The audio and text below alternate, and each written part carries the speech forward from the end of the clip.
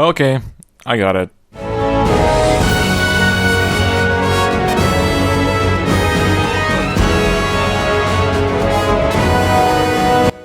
Dimension Police, the pilots of various terms like Get DP'd, Guard Breaking, and many other things, amongst with accidentally topping tournaments. You guys really asked for me to do DP for this next meta-analysis, so that's what I'll be doing.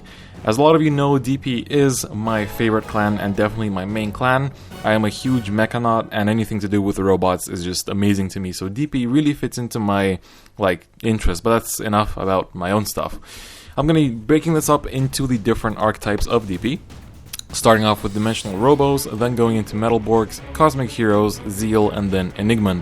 So unlike Shadows, I'll actually go into all the archetypes, although I don't think, like Zeile, it did top 1 regional, but Enigma really hasn't, so it's not that relevant. But I will go over everything. Cosmic Heroes are more there to shine during G-regulation when we have to play it on Cardfight Online, but Dimensional Robos and Metalborg are really relevant in this meta, especially because Laurel in our meta is not limited. So, let's get right into it. Dimensional Robos have honestly been a clan that have been alive since the start of the game. One of the first DP units to be printed was the original Dayusha, but Dimensional Robos have evolved over time and they only really became playable as an archetype of their own in BT08 with Great Dayusha. But today it is a bit different. We're talking about Daikaiser and the true Great Daikaiser Legion. So this is the main deck that tops all the time for Dimensional Robos, and I'll kind of run over why it's so good and what's so good about it. First off, Laurel is very crucial in this deck, because you can easily pressure your opponent by swinging with your Vanguard at their rear guards, because most people play G Perfect Guards now and cannot Perfect Guard their rear guards, so you can just abuse that with your huge Legion power, and then, you're just having a field day with Laurel, so just because you can abuse Laurel, you should with this deck. I'll go over Great Daikaiser himself first off. So he legions with Great Dayusha, which was the key DP card from BT08, and his basically is when he's in Legion and you have 3 or more Dimensional Robos in your soul, he gets an extra critical. Nothing too amazing so far. But then, his other skill is that when you drive check a grade 3, you can count almost 1 if your Legion mate's critical is 2 or more. And then if you do, you can retire one of your opponent's Guardians. So this is really good because basically you get a limit break off for Great Dayusha, and then he instantly has his extra crit as long as you have 3 or more Dimensional Robos in your soul. And this is pretty easy to achieve because if you run the Perfect Guards for like the Dimensional Robo Perfect Guard Die Shield, then your chances of riding a Dimensional Robo Grade 1 are huge because the only other non-Dimensional Robo Grade 1 is Commander Laurel.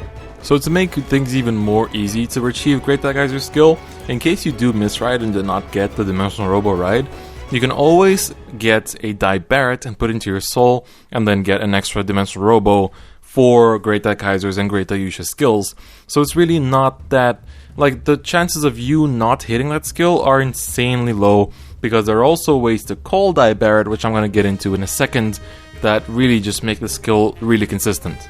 Now the deck often tends to go one way or the other, and these two are either the Break Ride route or the Diehard route. So the Break Ride, it's really going maximum power, maximum YOLO, if you drive check a grade 3 you win kind of thing. Because Daikaiser's skill, if you don't know, is when you ride over him you can count almost 1, and your Vanguard gets plus 10k and a crit, and the skill that when you drive check a grade 3 you can retire Guardian. So now, if your Great Daikaiser drive checks at least 1 grade 3, for count plus 1, you're retiring 2 Guardians. So that way, if you drive check 2, you're retiring 4. So this is really good, and honestly, I prefer the Break Ride build more myself, not just because Daikaiser is like my main card, my avatar, my everything, but also because it feels a lot more powerful, the threat is a lot more real, and considering that a lot of decks nowadays like to great stack themselves in order to get more advantage, this is a good route to go in my opinion. Diehard is more of a consistency engine, however his skill is Limit Break, but again we do have Limit Break removers in Lion, so it's not that bad that it's a Limit Break. So Diehard basically puts a Dimensional Robo into the soul, and then you can search your deck for a grade 3 Dimensional Robo and ride it as stand. Then you shuffle your deck and the new Vanguard gets plus 4k. And then, I mean, Daired's other skill is not that important. It's basically, if his power is 15k or greater, he gets an extra crit. His second skill itself is not that important. What's important is that he looks like Gurren Lagann. But anyway, this is a more consistent build. That way you're never going to miss your Great Daikaiser, and he gives an extra soul with Dimensional Robo for both Daikaiser's and Daiyusha's skills. So, it's up to you which way you go. I don't see a lot of people playing the old Daiyusha for the cross-ride number, because that extra 2k really does not matter, because the cross-ride is not going to be active on your opponent's turn, so there's really no point in wasting your grade 3 spaces for the old Daiyusha. Instead, you can just play more good grade 1s, play more good grade 2s. Don't forget that you're playing 10 grade 3s usually. What I see in most Dimensional Robo decks is 4 Daikaiser Break Rides, 4 Great Daikaisers, the Legion one, and then 2 Great Daiyushas, because honestly you don't need more. Sometimes you will want to ride Great Daiyusha if you're playing at something like Bluish Flames or Seekers or Jewel Knights, who are often, or Ripples for that matter. Those decks often like to sit at grade 2 and not ride grade 3 until they're sure they can win that turn. Well, Ripples at least. But they like to abuse grade 2s and not ride the grade 3, so you cannot Legion and cannot Stride.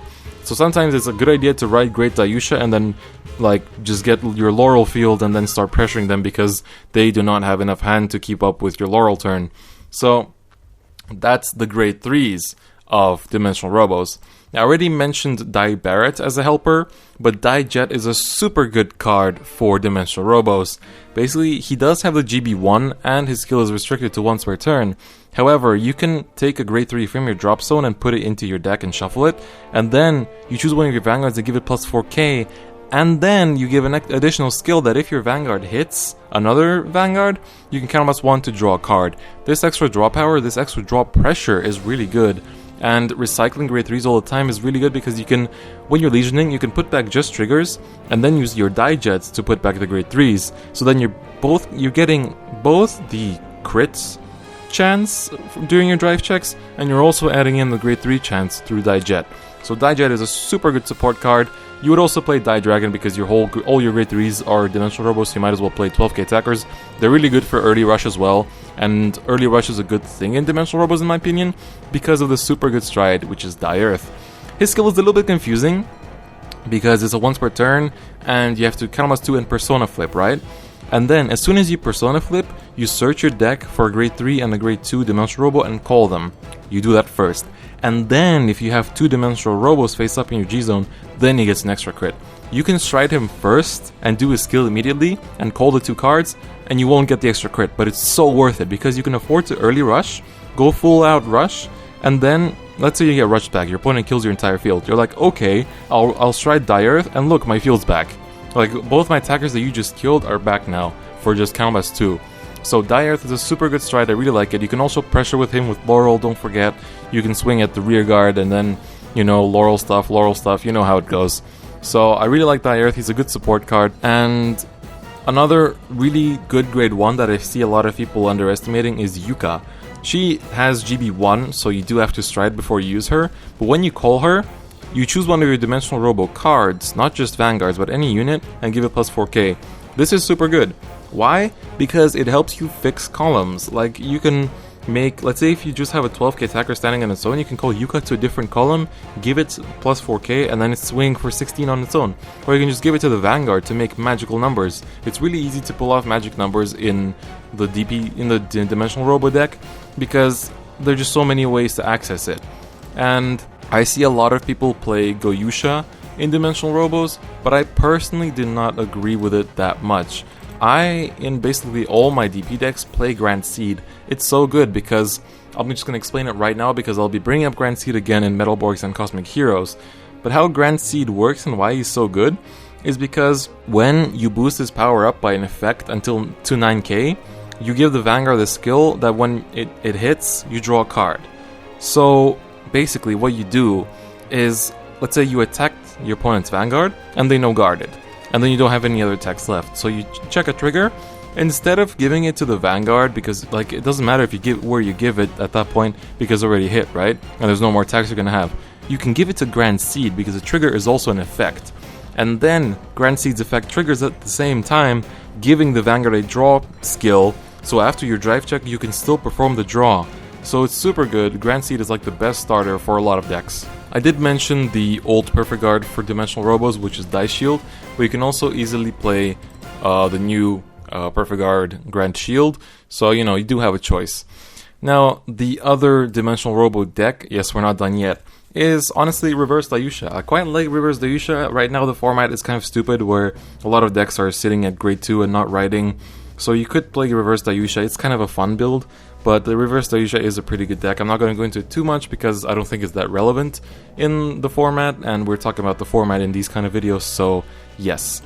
And then another deck, which I like to call Not So Great Daikaiser, is the old Great Daikaiser who gives himself an extra drive check for Canvas 2.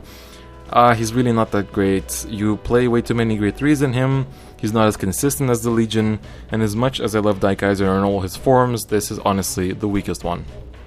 Talking about Metalborgs, there's only really two builds that you often see. One is the Sinbuster OTK, and one is the consistent build with Barun Grader. And I mean, we cannot forget. But Sinbuster OTK is pretty simple. You have Daikaiser, you break right into Sinbuster, you Legion, and then you use stuff like Urbuster's Legion skill, Mist Ghost, stand triggers, crit triggers, any kind of stuff to just go crazy power, then you lay down the laurel and watch your opponent cry. However, there are some different builds for it, so I'm just going to quickly go into it. Some staples are obviously Daikaiser, Sinbuster, Urbuster, Laurel, and Grasscutter, the crit trigger. And I would also see Grand Seed as the starter of choice, but some people don't agree with me, but you know. Some grade 2s that people like to play is Grand Fire and Daijet. I personally don't play Daijet, I play Grand Fire and Grand Sub. But I see Daijet as being viable because you can put back the Daikaisers, but it's not super like important.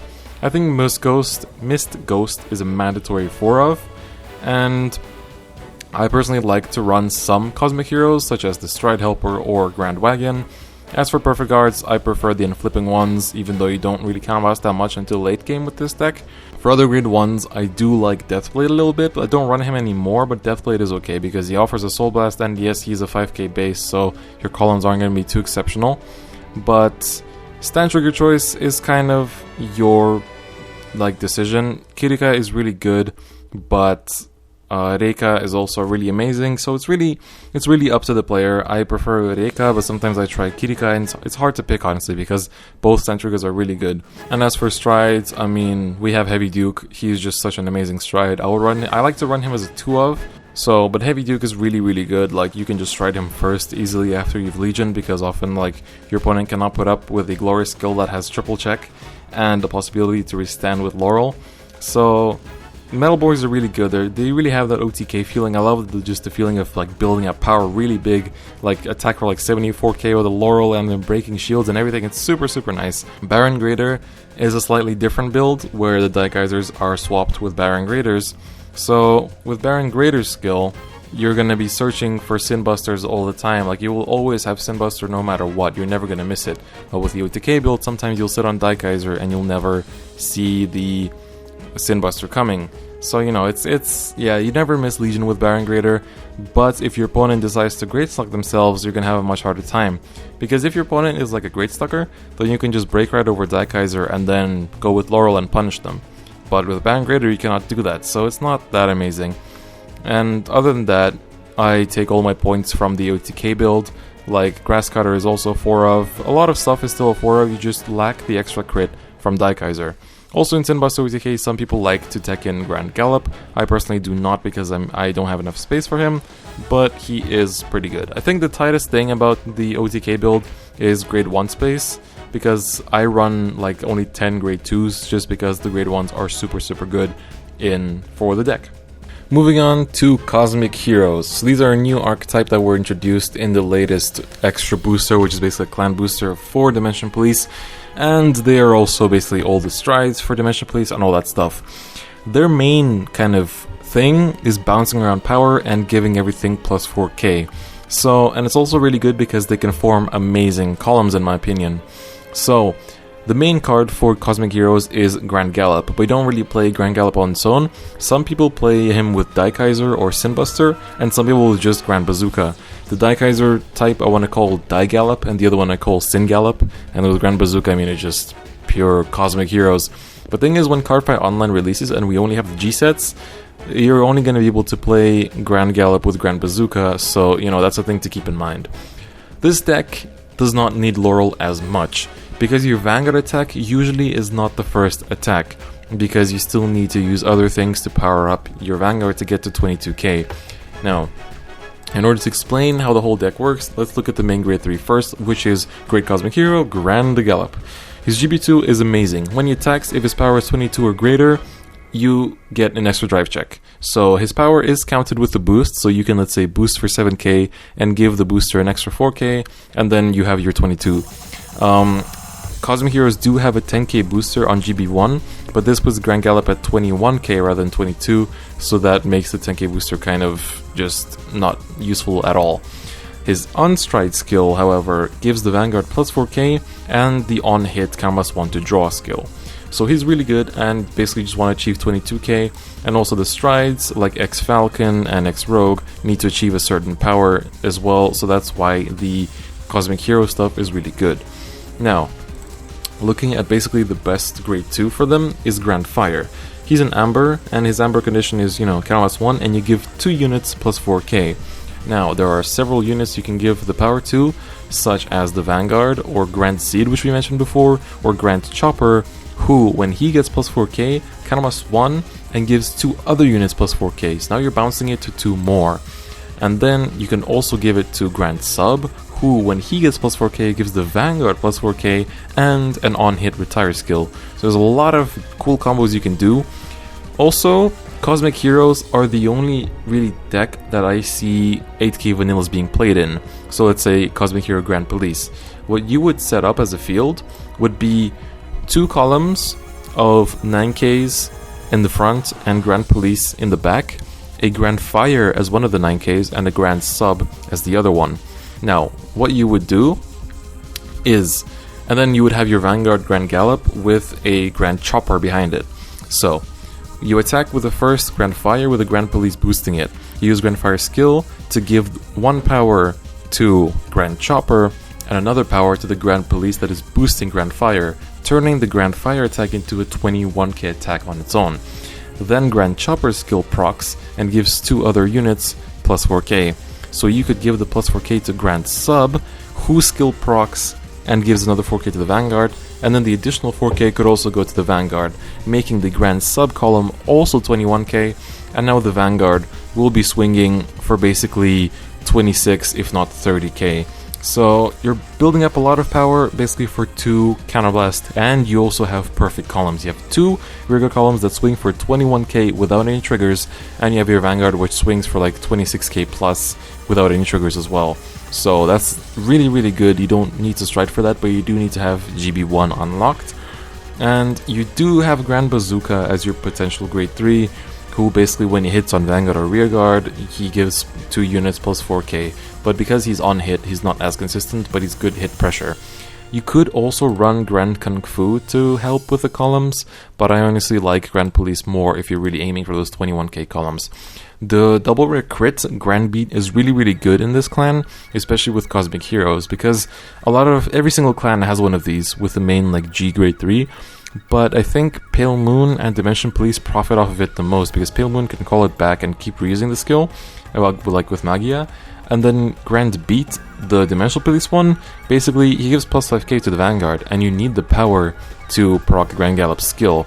So this is really, really good for DP. As for stand triggers, obviously Reika, she gives power, and if your Vanguard is 37k or more on attack, then you draw a card. You have Stride Helpers, and you have Grand Wagon, which is also a really nice card, which counts 1 Soul Blast 1 to give another unit plus 4k, and there you can give it to Grand Chopper and just go crazy. So I do like the Cosmic Hero deck. It's not very good in the R format, but in G regulation format I do see it as being good. It is stride reliant, but it's super, super good. And also another thing is that X-Tiger is a mandatory first stride, because with X-Tiger you immediately unlock Grand Gallop's GB2, and it's really, really good. So I do like Cosmic Heroes. Honestly, Laurel, like I said, is not very important, so you could save a bit of money on it, and you just make amazing columns, and you have triple check all the time, so it is a pretty fun deck. Zeile is a thing, and it is also a thing that is stopped. So, Zeile is a pretty good DP deck in that it makes your opponent's Vanguard go minus, minus, minus, and then you could just hit them with anything. It also abuses Laurel, and it's a pretty good deck. So, looking at the original Zeile, he is a 10k and he's part of a ride chain, and I would run that ride chain because it is really, really good. And basically, he has a limit break skill where you can almost 2, and your opponent's Vanguard loses 1k power for each of your Dimension Police rear guards until end of turn, and you can only use that skill once per turn. So if you have a full field, then Zeile's skill will put your opponent's Vanguard at -5. Now the Zeile Legions with this old Zeile, and he has a slightly different skill. Let's go into the second skill first. When his attack hits a Vanguard, and if your opponent's Vanguard is like power 8000 or less, you soul charge 1 and then flip 1 damage. Now the other skill is when you take a damage, if you're in Legion you can count as 1, and then one of your opponent's units, so not Vanguard but any of their units, can be reduced by 1k for each card on your Vanguard or rearguard circle until end of turn. So basically for each unit. So if you have your Vanguard and Legion and then your 5 rearguards, then your opponent will be losing 7k on the unit that you choose, which will usually be the Vanguard. So a lot of minusing power. Some people don't like that his skill only comes on when you take a damage because Zeile is limit break ability. So you can always play the limit break removers, so you can use Zeile's ability at like 2 damage. So that is pretty good. You do run the Zeile right chain because it's just a good thing. And then one of the best grade 1s for Zeile, apart from Laurel, is Davane, which is basically kind of like Odysseus, except not as good. But because he's on call, so you call him, you choose one of your guys and put it into your soul, and then you search your deck for a Zeile in its name with the same grade as your Vanguard, so you can use it at grade 2 or a grade 3 or a grade 1, and then you write it as stand. And if you rode, then you choose a card with the same grade as your Vanguard from your soul and you call it, and your opponent's Vanguard loses 3k. So yeah, it's slightly worse Odysseus, but he was the first of his kind. But it is good because it helps you abuse the Legion. You can Legion basically more than once per turn, because you can use the Zeile Legion to put back like 4 triggers and fail Legion, and then you can call Davane and do his skill, and then Legion again, putting back and grabbing one of the mates to succeed in Legion. So this is basically like one of the Odysseus plays that all the Ripple players are making, but Davane was one of the first ones to do this. Some of the good grade 2s for Zeile are obviously Urbuster, because the on Legion skill is really good, and also Mist Ghost is a good idea because it gives power to the Legion, and then Kirika is also pretty smart. A couple of grade 2s that I see as being good for Zeile, one of which is Bug Read. Basically when you attack a Vanguard and your opponent's power is 8000 or less, then he gets an on hit skill to draw a card. So it's okay, because your opponent's already going to be at low powers, so he might even let it through, so you get a free draw. And his skill is active at both Vanguard and Rearguard, so he could do pretty good stuff with like Gavane and stuff like that. So he is, Davane, not Gavane, but he is one of the 2 grade 2s that I would consider. The other one is Plasm, who is a bit better in my opinion.